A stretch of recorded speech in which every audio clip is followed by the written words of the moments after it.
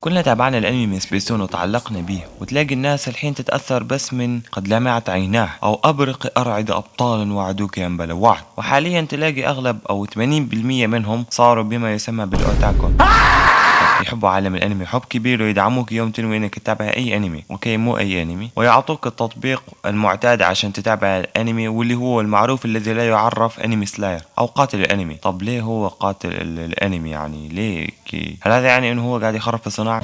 على كل انمي سلاير هو تطبيق مساحته ما تتجاوز 13 ميجا بايت، وتلاقي فيه اي انمي تبغاه. اوكي ما فيه الا فيلم دورايمون واحد والثاني ما يشتغل والانمي مو موجود، فتبا هذا اسوأ تطبيق في الوجود. فيه 80% من الانميات تقريبا. اللي يميز التطبيق انه سهل على اي اوتاكو منوب في عالم الانمي، وتلاقيه يوفر حلقات الانمي بعد ساعة وساعات بسيطة من عرضها على اليابان. المجتمع هناك غريب ومتنوع الصراحة، تحسها زي اللي تشوفها في اليوتيوب حقين صلي على من بكى شوقا لرؤيتنا عليه افضل الصلاة والسلام، او اذكر الله، وفي نفس الوقت يطبلوا لاي انمي كانه افضل انمي في التاريخ، زي حقين ون بيس عمك لايك نعم، ديسلايك برضه نعم، يعني شو تسحبها ون بيس عمك غصبا عنك. 23 دقيقة هيل نا، 3 دقائق نعم. بس انا احب ترتيب التطبيق وتصميمها، مثلا قائمة للاعمال التي تعرض حاليا، وقائمة لاعلى الانميات تقييما، وقائمة للافلام وللشخصيات كمان. بس لسه ما فيه دورايمون، وطالب باضافة انمي دورايمون بليز. تصميم خفيف وبسيط على المنوى، ولكن معلش يا نوب انمي ما راح تقدر تتابع انمي الا لو تعرف تكتب انجليزي، واحيانا ممكن تتسلك لك بالعربي، فاحسبها نص جول ليك تمام. وهو واحد من اصحابي الموفر انميات رهيبة احبها، مثل بوكو هيرو اكاديمي